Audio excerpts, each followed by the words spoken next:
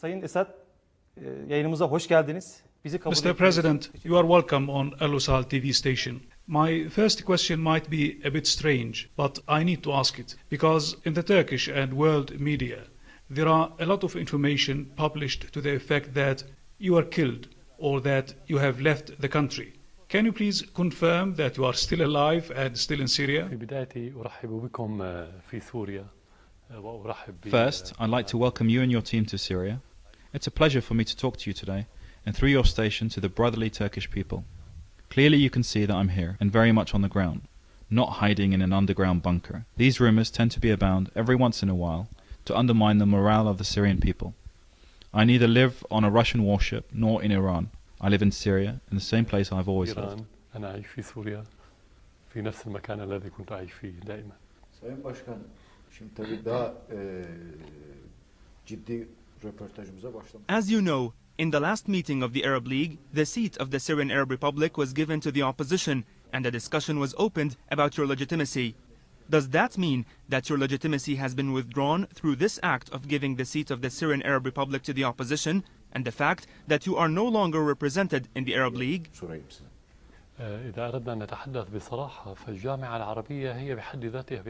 Frankly speaking, the Arab League itself lacks legitimacy.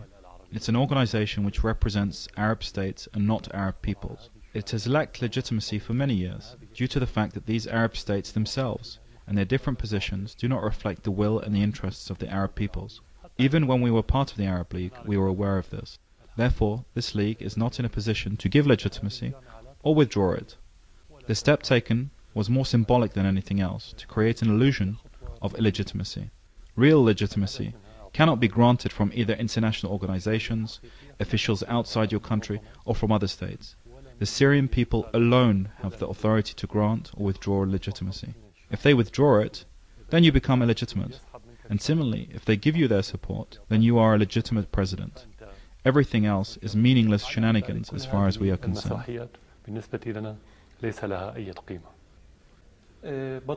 There are decisions, measures and actions taken against your country by some Arab countries and in the Western world as well. On the other hand, the BRICS countries, which are observing the developments in Syria, have taken decisions different from those taken by the Arab countries and the Western country. How do you evaluate the activities, policies and decisions taken by the BRICS countries?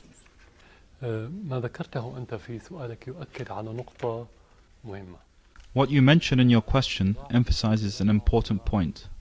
From the outset, the conflict in Syria was not entirely domestic. There are internal Syrian dynamics at play, but the underlying issues today are more directed towards redrawing the map of the region and the conflicting interests of the great powers. The creation of the BRICS bloc means that the United States will no longer remain the only global power in the world. Today there are partners whose views and interests cannot be ignored when decisions and actions are taken in the international arena. The BRICS group does not support President Bashar al-Assad or the Syrian state. It supports stability in this region. Everyone knows that if the unrest in Syria leads to the partitioning of the country, or if the terrorist forces take control of Syria, or both of the above, the situation will inevitably spill over into neighboring countries and then create a domino effect throughout the Middle East and beyond, east, west, north and south. This will lead to a state of instability for years and maybe decades to come. On these grounds, the BRICS group supported the political solution in Syria against Western powers. As for some of the Arab or regional leaders which stood against Syria, it's well known that most of these countries are not independent in their political decisions. They act on foreign diktats. Internally, they might support a political solution, but when they're given their orders by the West, they must comply. Broadly speaking, this is the reality across the region and internationally.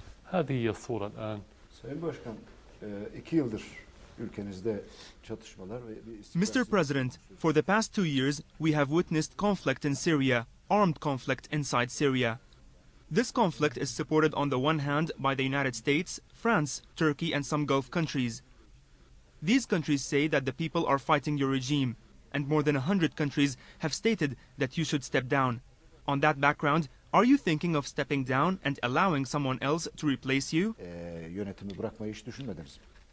هذا يعني بحسب مضمون السؤال أن هذا الرئيس Your question implies that a large number of Western states and their allies, including Turkey and a number of Arab countries, are against this president.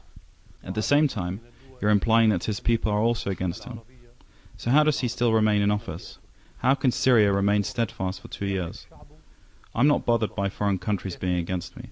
I'm a president elected by the Syrian people. We can conclude that for a president to take office or leave office is a national Syrian decision, to be taken only by the Syrian people and not by the states which call for that. Are these states concerned about democracy in Syria, or concerned about the blood of the Syrian people?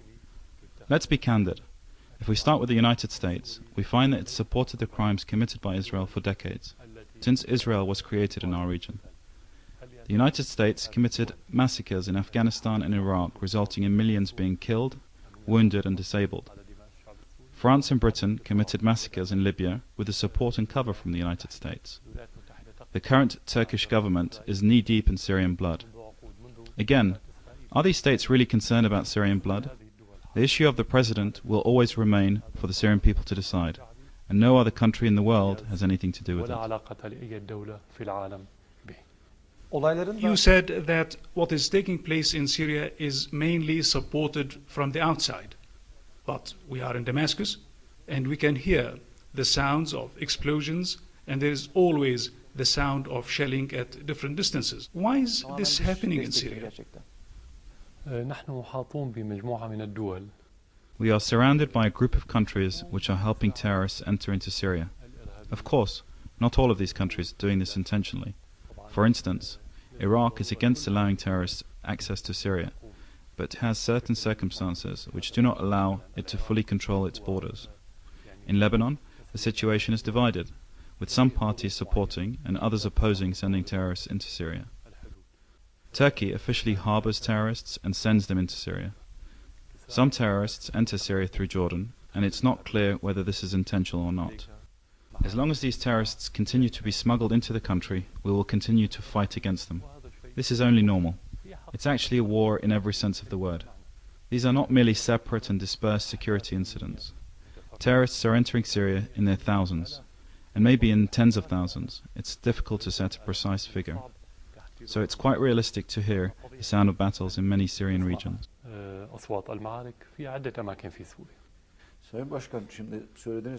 Mr. President, you said that the Turkish government officially and publicly supports the terrorists and provides different kinds of assistance to those terrorist groups.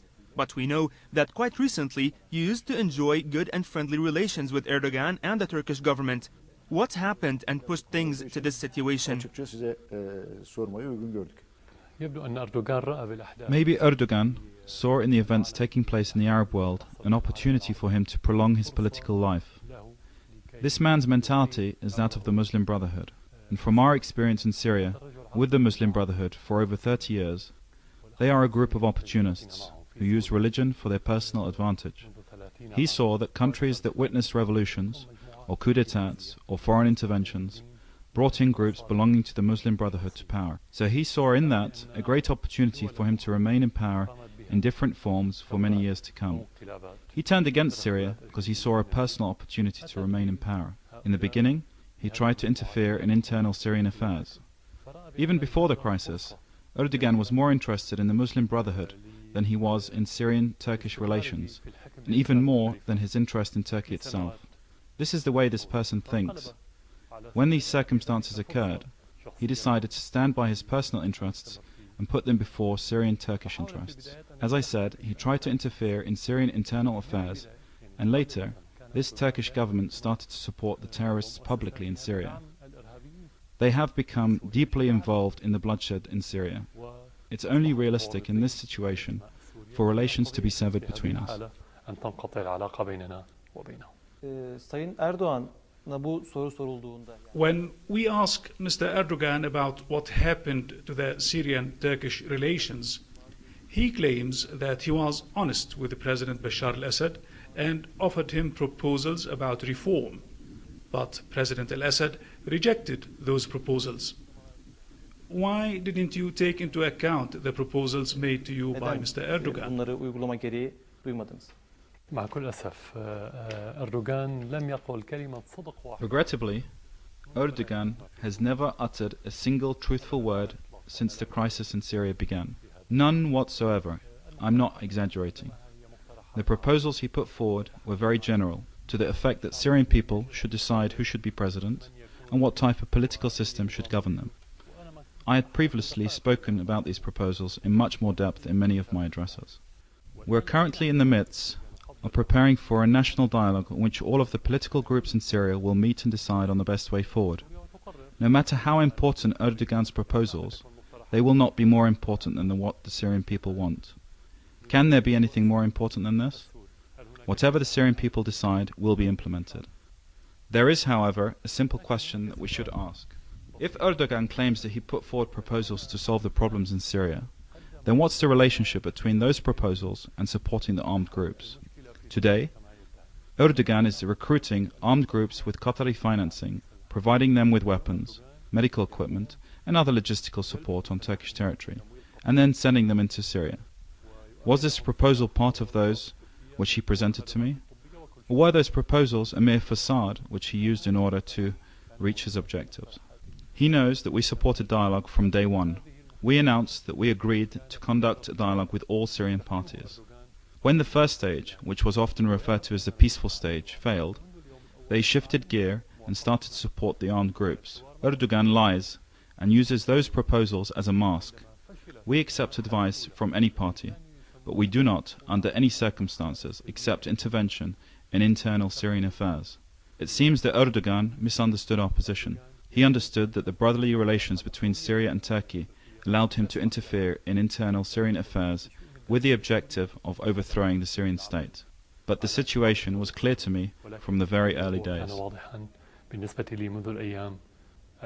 Sayın Başkan, Türkiye'de There are news stories in some media organs in Turkey to the effect that there are Turkish officers and security services personnel involved in the terrorist acts and helped the terrorist organizations, that they entered the Syrian territories and they were involved in direct activities in support of these terrorist organizations.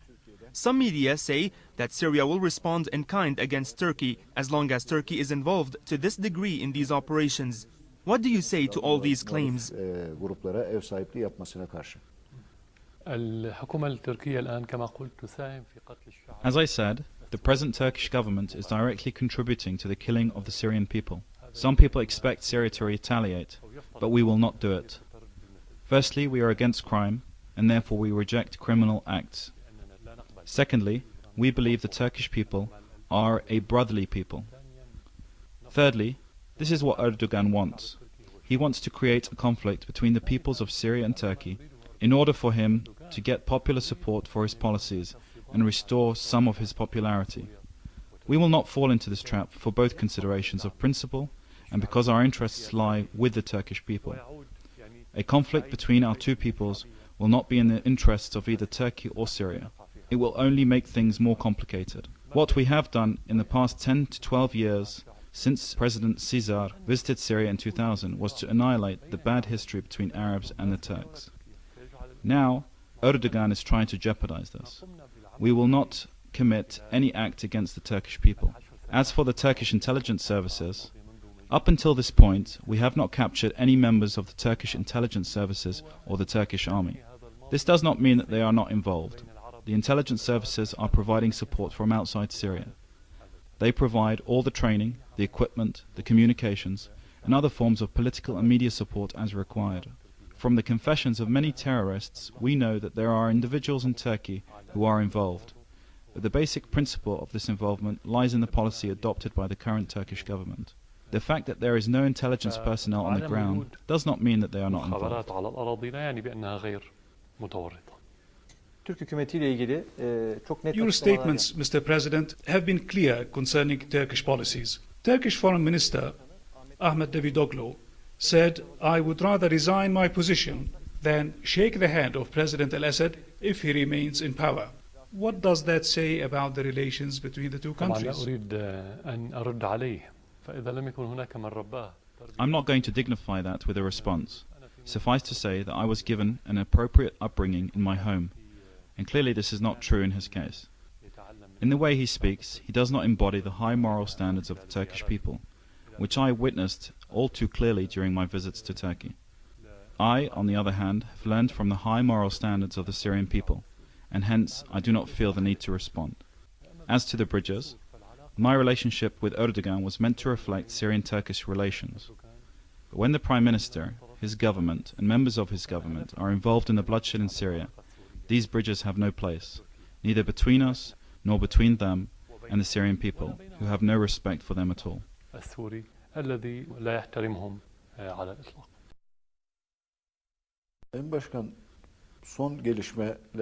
As you might have noticed, when President Barack Obama was in Israel, suddenly Prime Minister Netanyahu said that he apologized to Turkey concerning what happened on the Marmara ship. How do you read all these developments?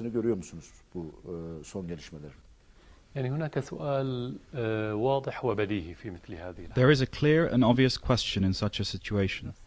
The same person, Israeli Prime Minister Netanyahu, was Prime Minister when the Marmara massacre took place 3 years ago.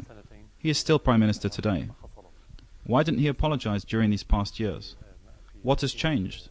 Erdogan is the same, Netanyahu is the same. What has changed is the situation in Syria. This confirms very clearly and precisely that there is a Turkish-Israeli agreement over the situation in Syria. This also confirms that Erdogan is now in alliance with Israel in order to aggravate the situation in Syria. Erdogan failed in the past 2 years to achieve his objectives in mobilizing Turkish public opinion concerning Syria to his satisfaction, and he also failed in achieving the collapse of the Syrian state. Syria was steadfast despite the ferocious battles. He had no ally to help him except Israel, and Israel is our obvious enemy, which occupies our land. I believe that this is a clear indicator of the alliance between them. At the same time, maybe this apology also helps Erdogan to restore some of his status and credibility which he had lost inside Turkey.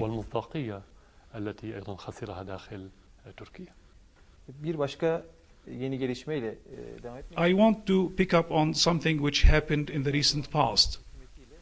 There has been a meeting between Erdogan and Öcalan on March 21st. During that meeting, the two sides talked about the formation of a new Middle East consisting of Arabs, Assyrians, Kurds, and Turks. Have you followed these meetings and statements? What we have at the moment is the information available through the media. We have not received official details from any party as of yet. Since the initial steps taken in Turkey a few years ago to solve the Kurdish problem, our declared position has been to support any solution between the Turks and the Kurds, because we do not want to see more bloodshed in Turkey, which will no doubt have a negative impact on the region. Any genuine solution in this direction has our support, because the Kurdish people are a natural part of the fabric of the region. They are not guests or new immigrants. They have been living in these lands for centuries, for thousands of years. But the vision for the solution of the Turkish-Kurdish relations depends on the credibility of Erdogan. I do not trust this person. I doubt that he will fulfill his promises. All the steps he is taking are temporary measures aimed at winning him political support. Here, again, we ask the same question. Why didn't he take the same steps a few years ago? Again, this is related to the Syrian situation. But let's not prejudge the situation. Let's wait and see.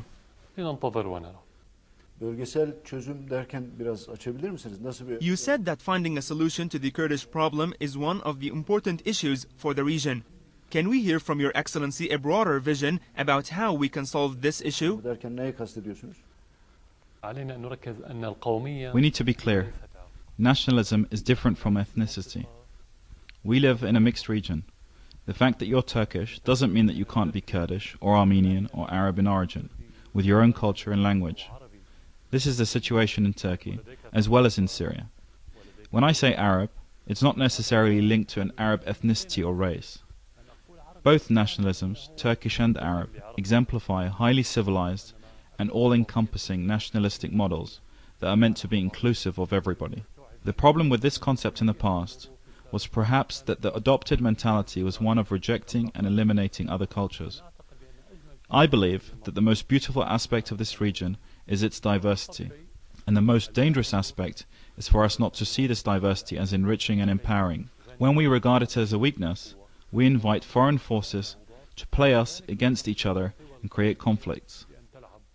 This was the case at the beginning of the last century, when the conflict started between the Arabs and the Turks during the final days of the Ottoman Empire. Many of the Arab nationalistic groups wanted Arab nationalism within the Ottoman Empire. However, things moved towards conflict as a result of mistakes made by both the Turks and the Arabs, as well as the result of intervention from foreign players. That's why we need to look at the situation today in the same way. We are made from the same fabric, weaved from many different colors.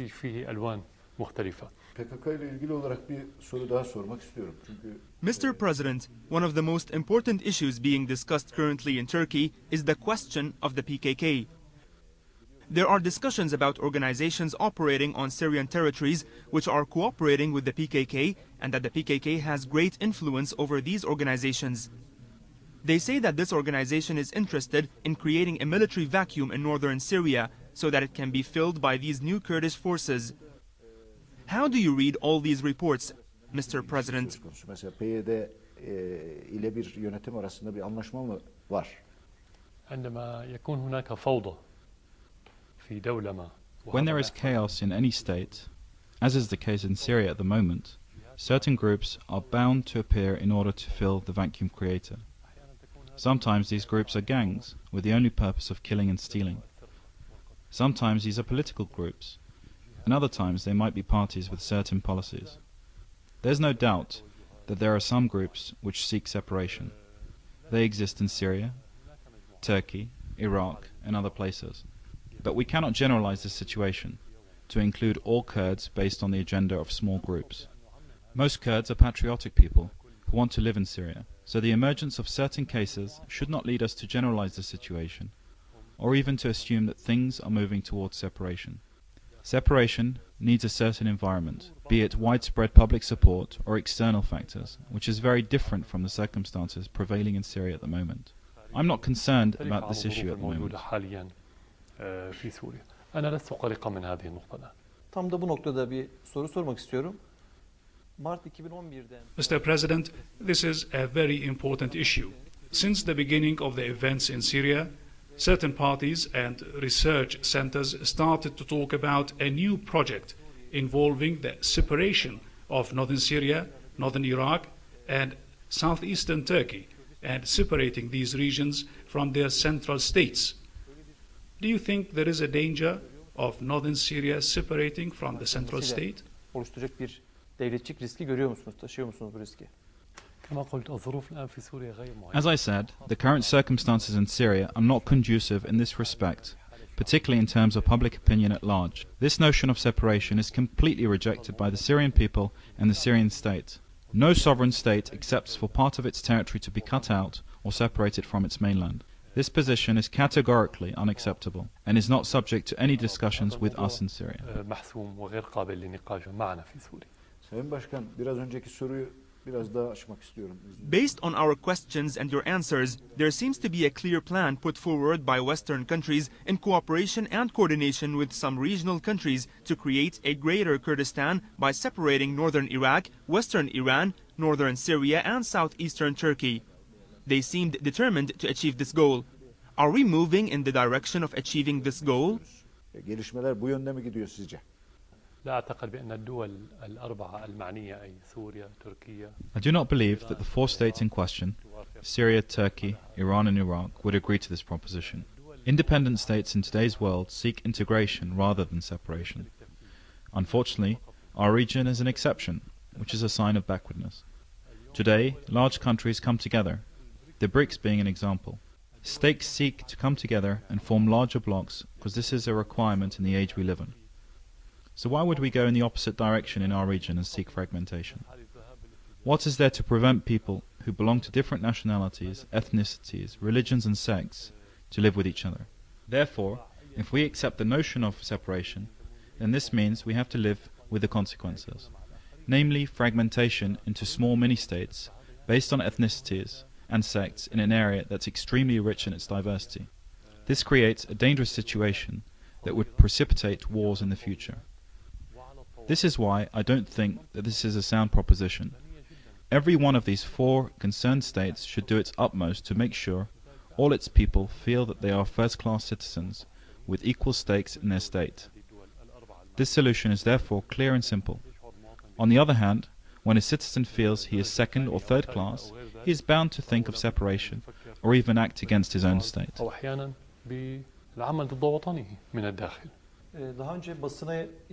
Mr. President, you used to have an interesting project. You talked about the political and economic unification of the 5 seas and the countries lying among these seas. How can we benefit from such a project? Can you please explain that to the Turkish audience? Bunun koşulları var mı? Nasıl hayata geçirilecek bu proje? This is what I meant when I said that in this age we need to unify. This doesn't mean becoming a single state in the same way that old states existed in the past, in large extended empires. Today we can unify through our interests at least. For instance, we can build railways, different forms of land transport, gas, oil, electricity, and all forms of energy, hence creating networks between our countries in this extremely strategic region of the world which lies between the 5 seas. This in itself will bring a lot of investment into the region, creating a great deal of prosperity and making these states and their people strong enough to face any foreign intervention. This vision needs will and independent decision-making, especially since many Western states have no interest in the creation of such projects in the Middle East. This also needs security and stability. I don't believe that the right conditions exist now for such a project, because there are many problems in Syria, in Lebanon, unrest in Iraq, most of which are a result of Western intervention. There is a government in Turkey which I do not consider to be independent, or to have such a vision, and Turkey is essential for this project due to its strategic position. This doesn't mean that we should cancel this project. It should remain in our minds, but the future of this region depends on grand projects like this. If we each remain confined within our national borders, we will be considered small on a global scale, even large countries such as Turkey and Iran. We cannot be powerful unless we create such strategic trans-border projects. Sayın Başkan, şimdi bu biraz önceki soruya verdiğiniz... Mr. President, based on your answer to my question, I want to move to another issue which is related to a sectarian war. There seems to be a Sunni-Shiite war going on in the region, and many people are talking about this. Do you see these conflicts as sectarian by nature? Sizin görüş açınızdan nedir?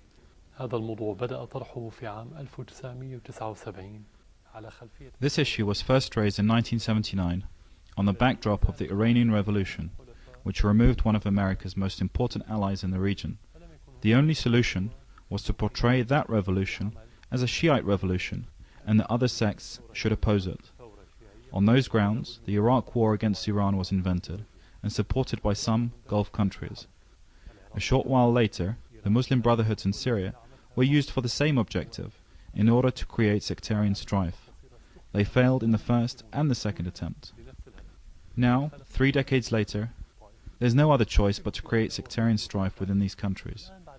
That's why they have raised this issue again, and the slogans chanted, particularly in the early days of the crisis, were sectarian in their substance. So far they have failed. Had they succeeded, the whole region would have been fragmented as a result of this conflict.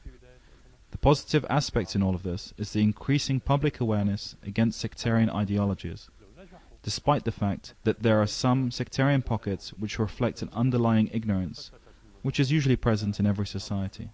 I believe that the essence of the conflict now is not sectarian. The conflict is between forces and states seeking to take their people back into historic times, and between states wanting to take their peoples into a prosperous future. It's a conflict between those who want their homeland and their state to be independent from the West, and between those who seek to be satellites of Western powers only to achieve particular interests. At the same time, these forces are part of an international struggle of conflicting interests of which Turkey and Syria are a part. This struggle has been affected by different factors which might lead to the fragmentation of the region, enabling global powers to control our destiny and future. وتجعل هذه القوى العظمى قادرة أكثر على أن تلعب بمصيرنا ومستقبلنا. Nevertheless, outside Syria, in some countries, policies of division and fragmentation based on ethnicities and sects are being officially adopted. On the other hand, we lived and witnessed what you have been talking about in Turkey, particularly after the secular republic was created and led by Mustafa Kemal Ataturk. Unfortunately, however, these states and governments have distanced themselves from this project and started to adopt religious and sectarian projects. How do you see the future of these political systems? These political systems and establishments which are seeking division and fragmentation are preparing for wars which might last for centuries rather than decades in our region, destroying everything, preventing development and prosperity, and taking us back to life in the Middle Ages. This is very dangerous. When I refer to secularism, I'm speaking about the freedom of religions and religious practices. Our region is primarily conservative. Most people are religious, and they should have the freedom to practice their religious rituals. We shouldn't think for a moment that there is a contradiction between ethnicities and religions. This is the essence of our thinking about secularism. This is why we should always aim to unify the people in our region. As I mentioned earlier, no matter what happens between the governments in Syria and Turkey, it should not affect the relations between the peoples of our countries, which constitutes the only guarantee for our unity as diverse and rich societies.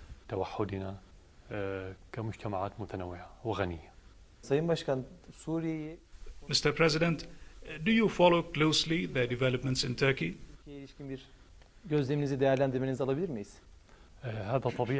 This is in keeping with the norm, because what happens within Turkey, as both a neighboring and large country with its strategic position, will reflect directly on what happens inside Syria. At the same time, there are so many similarities. The nature of the people, their emotions, and the makeup of the social fabric in Turkey are very similar to those in Syria. So again, what happens in Turkey will have an impact on Syria.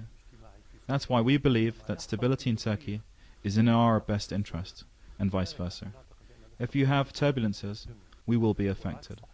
The challenge is how to convince the Turkish officials and the current government, particularly the Prime Minister, that the fire in Syria will burn in Turkey. Unfortunately, he doesn't see this reality.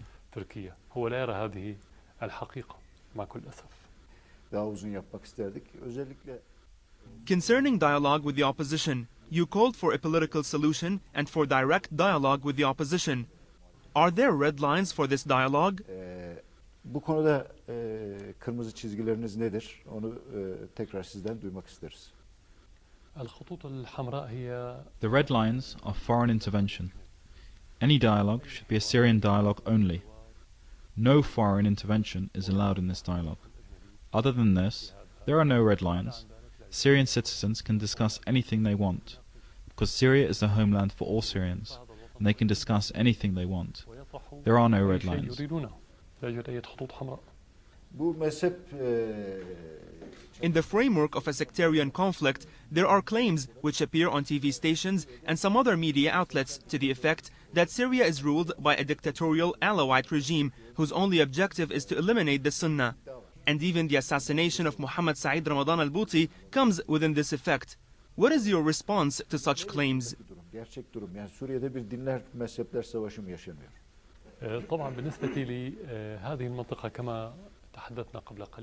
I referred at the beginning to the diversity of this region, of which Syria is a part, and has been living in stability for many decades without any internal problems.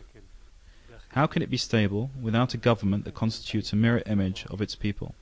When a government in any country is dominated by one or more groups of people, and is therefore not reflective of the whole population, it cannot survive. It will either fall in no time, or the country as a whole will fall. These claims are therefore not true. We have been living together in this country for hundreds of years, and the government has always reflected the diversity of the people and their participation in its affairs. As for the late Dr. al-Bouti, it's ridiculous to accuse the Syrian government of his assassination. This accusation has been made by the same groups who were accusing him only days and weeks before of being the mouthpiece of the authorities on religious affairs. This was done in order to marginalize his popularity amongst the Syrian people and his followers in the Muslim world. In fact, he was not a mouthpiece for the authorities as they describe him. He never sought any kind of authority. He never wanted to be a minister or a mufti. He never asked for any money. He used to live a simple life. His only fault was that he was at the forefront of a group of religious leaders who stood decisively in the face of the plot to create sectarian strife amongst Syrians. Dr. al-Bouti was at the forefront, firstly because of his status in Syria and the Muslim world, and secondly because of his deep awareness and understanding of the truth of what was happening. There is no doubt that the stances of these religious leaders, and among them Dr. al-Bouti, was crucial in foiling this attempt to create sectarian strife.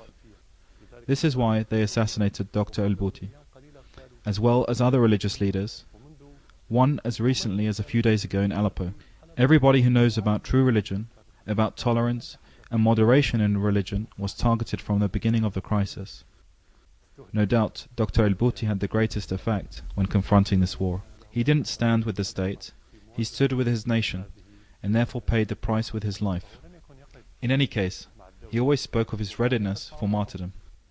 فلذلك دفع حياته ثمنا وهو كان بكل الأحوال يتحدث دائما عن استعداده للشهادة. Sayın Beşar Esad, ulusal kanalı kabul ettiğiniz. Thank you, Mr. President, for granting this interview to Al-Assad TV station. Finally, Mr. President, is there anything else you want to say to the Turkish people? نحن اليوم نمر في مرحلة مفصلية. نحن وأنتم والمنطقة لا أقصد سوريا. We are now at a crucial juncture in history. By this I mean Syria, Turkey and the whole region. Even though some of the changes happening in our region have some spontaneous elements, they also contain many externally planned elements with the objective of controlling this region. What is happening now is essentially similar to what happened 100 years ago in terms of redividing the region. But 100 years ago, we accepted the division as it was drawn by Sykes and Picot when they drew the borders for you, for us, and for others in the region. This time, however, we shouldn't accept any redrawing of the region except in accordance with decisions suitable to us as peoples living in this region. We should be the people who take the decision. Unfortunately, this vision is lacking for many of the governments which accepted to act in accordance with foreign diktats, or at least to please Western countries in particular. That's why we see in the past 2 years there have been many attempts to destroy the relationship between the Turkish and Syrian people. I want to say that what we have started 12 years ago with President Cesar should continue under all circumstances. By this I mean the Turkish-Arab Brotherhood. This cannot be achieved if Syrian-Turkish relations are not good, because along with Iraq we are the closest Arab country to Turkey. So we should continue to move in this direction, and as I said, prosperity in any country will be reflected on the other. By the same token, fire in either country will also spill over into the other. Governments come and go. They do not stay forever. That's why we shouldn't allow governments and officials, especially foolish and inexperienced officials, to undermine this relationship, which should be built by us and not by any foreign power. This is my message to the Turkish people, and once again, I'm happy to receive you today. رسالتي للشعب التركي وأنا سعيد أيضا باستقبالكم اليوم. Çok teşekkür ederiz. Teşekkürler Sayın Başkan. Thank you very much, Mr. President. Seyit Reis. مرة أخرى. Once again, thank you, and please convey my best wishes to the staff of To Ulusal TV and Aydinlik newspaper. أهلا وسهلا بكم مرة أخرى.